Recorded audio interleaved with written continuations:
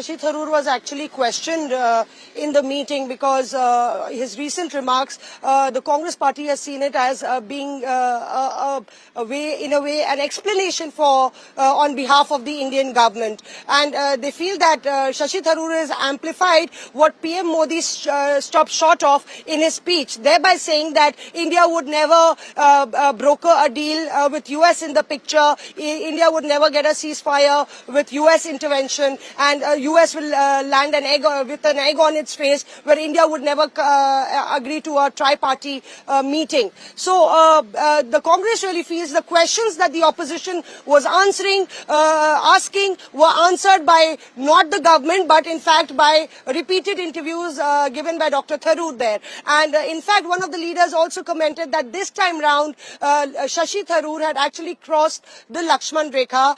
One leader said that this was the time when you should amplify the party's position and not give personal opinions.